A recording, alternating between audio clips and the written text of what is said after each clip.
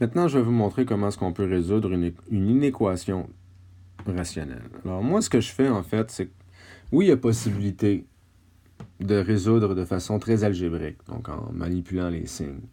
Mais il y a tellement de règles et d'exceptions et de choses à considérer. En fait, bon, il n'y en a pas tant que ça, mais je veux dire, il y a beaucoup trop de chances de faire des erreurs, selon moi, lorsque vous le faites uniquement d'une façon algébrique, alors que si vous vous aidez d'un graphique, c'est tellement plus simple. Alors moi, je vais vous montrer la forme graphique dans la vidéo. Je vous montrerai la forme algébrique en classe si vraiment vous insistez, mais croyez-moi, vous avez beaucoup moins de chances de faire des erreurs avec le graphique qu'en faisant uniquement algébriquement et en risquant de vous tromper dans le sens du signe d'inéquation. Alors, moi, ce que je fais, je commence par transformer ma fonction sous la forme canonique.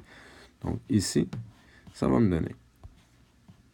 J'ai 4x moins 3 divisé par 8x plus 2.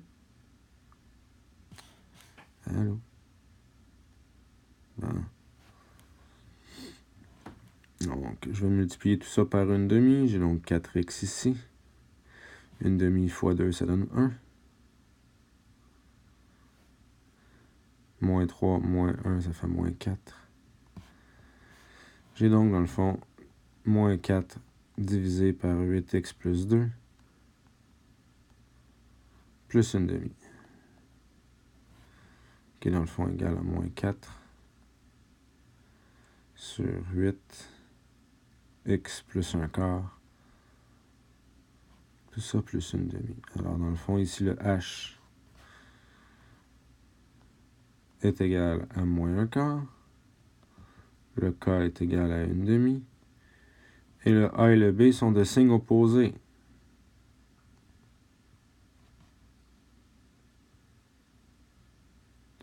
Lorsque le a et b sont de signes opposés, et on se rappelle que par rapport à mes asymptotes, donc ici j'ai mes deux axes, je fais une esquisse de mon graphique. Donc mon k est égal à une demi, donc il est positif. Bon, c'est vraiment pas à l'échelle, mais bon, c'est pas grave. Là, h est égal à moins un quart, donc il est à peu près ici. On se rappelle que par rapport aux asymptotes, c'est comme si j'étais au cadran 2 et cadran 4. Bon. Donc ici, ma fonction, elle serait ici. Et ici. Notez que c'est une esquisse, c'est vraiment pas à l'échelle, c'est pas précis. Est-ce que ça se peut que mon 0 soit beaucoup plus éloigné de l'axe des Y? Absolument. Est-ce que ça se peut qu'il soit dans les négatifs et non pas dans les positifs? Oui. Je l'ai vraiment tracé à main levée, juste pour me donner une idée de ce que ça va être comme réponse. Et je vais aller observer quand est-ce que c'est égal tout ça à 1. Parce que je vous rappelle que je veux savoir quand est-ce que la fonction elle est plus grande ou égale à 1. Donc dans le fond, si mon asymptote est égal à une demi à ce niveau-là, c'est comme si je veux savoir quand est-ce qu'elle croise l'équation y est égal à 1.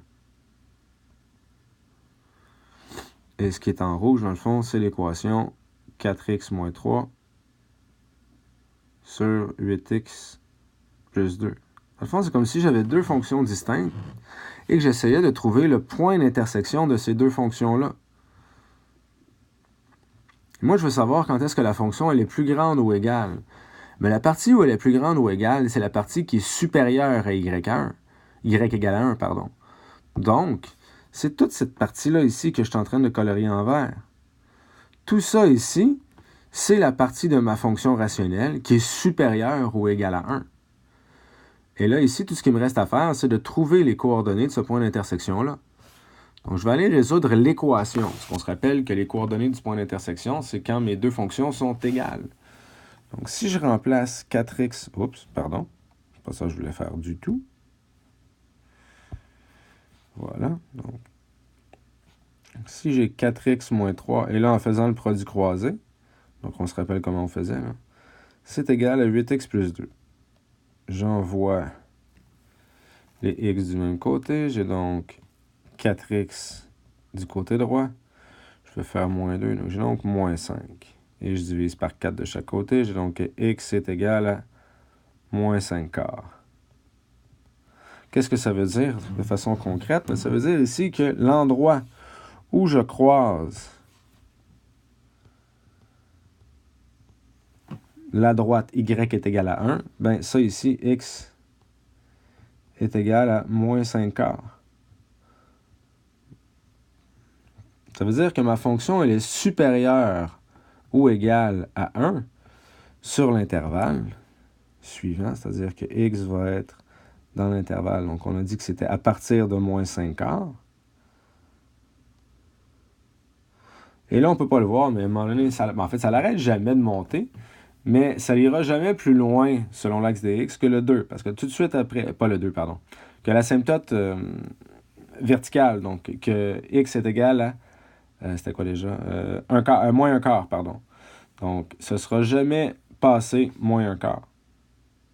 Parce qu'à partir de moins 1 quart, on retourne en bas complètement là, vers moins l'infini. Donc, je suis rendu en dessous. De y est égal à 1. Donc, de moins 5 quarts à moins 1 quart. Et on exclut le moins 1 quart. Parce que comme je disais tout à l'heure, le moins 1 quart, ça correspond à... Oups, c'est pas ça que je vais faire. Ça correspond à mon asymptote que je suis en train de surligner en jaune ici. Donc, ça ne dépassera jamais cette droite-là. Donc, ça ne dépassera jamais moins 1 quart. Alors, voilà comment est-ce qu'on peut résoudre une inéquation d'une fonction rationnelle.